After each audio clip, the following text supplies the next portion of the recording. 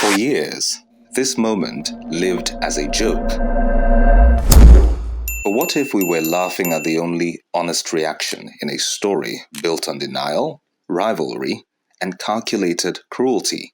Because what exactly are we watching here? 276 schoolgirls taken from their beds, April 14, 2014. How did the government deny it happened? By the day. How did the military contradict itself? How did politicians turn this into campaign fuel? And while we laughed, how did 90 girls never come home? How did a national tragedy become a meme? And what was the meme designed to hide? April 14, 2014. Chibok, Borno State. Boko Haram arrived in stolen military uniforms. They told the girls, "We are here to protect you." They gathered them outside. Then they raised their guns. Why was there no alarm system? No guards? No communication equipment? Teachers ran. Girls were forced into trucks. Some jumped. Most didn't. So by dawn, where was the pursuit? The drones? The helicopters? The school had received warnings. Who ignored them and why? The government didn't know what happened because real-time intelligence didn't exist. So whose job was it to build that system? Why didn't they? Reports from Borno contradicted Abuja. Agencies gave conflicting numbers. How did the country's entire information chain collapse in hours? The military was at war with itself. Commanders rivaled each other. Units didn't share intelligence. Troops lacked ammunition. Audits revealed billions lost to fake weapons procurement. Who stole that money? Who signed off on those fake contracts? Who was supposed to be held accountable? Boko Haram used guns stolen from Nigerian military bases. Sambisa Forest was a fortress, dense canopy, no GPS, impossible terrain. How was the country fighting a war with no map and no tools? Foreign advisors admitted they couldn't find them either. What does that say about the size of the failure?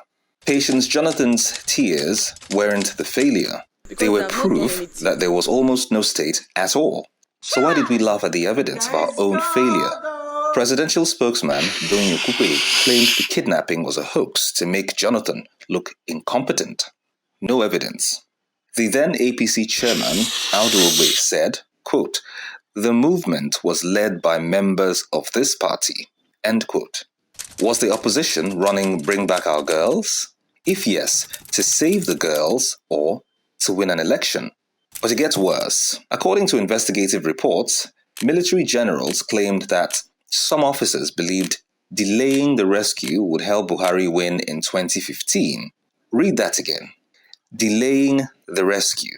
Not incompetence. Strategy. How did an institution sworn to defend the nation become an institution calculating political advantage? While parents begged for their daughters, who was doing the math? More suffering equals more outrage equals better election odds? The tragedy became a foreign policy tool. The US, UK, France sent advisors. But why did they also isolate Jonathan diplomatically? Why were weapons sales blocked? Why was criticism relentless? Then, Buhari won in 2015. Why did US criticism stop? Why did weapons sales resume? Why did partnerships reopen? The same girls were still missing.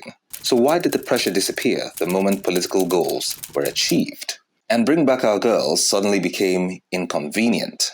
Why were activists arrested? Why were marches disrupted? Were the girls ever the point? Or was regime change the real mission? While all this played out, why did we laugh? Why did we mock her pigeon, her panic, her delivery? Comedy went viral. Why did nobody ask? Why was the First Lady crying helplessly on camera? What forces made her this desperate? And what forces turned that desperation into a punchline? What if the meme wasn't accidental? What if it was a weapon, and we were the ammunition? 57 escaped early. 103 returned through negotiation, some with children born in captivity. Some refused to return. Some died. More than 90 remain missing. So why were they taken? Forced marriages? Ransom? Symbolic power? How did every girl become a pawn in a war that the state didn't understand? And why didn't it stop? Why do mass abductions across Nigeria continue to this day?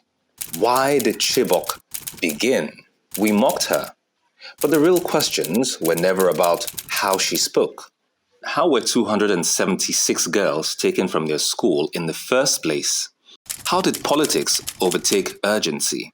How did a meme overtake a crisis? 11 years later, some of those girls have children. Children born in Sambisa forest to men who kidnapped their mothers. Children who will never know what their mothers' lives could have been. So while we were laughing at "there is God," what were those girls living through? And who decided what their lives were worth?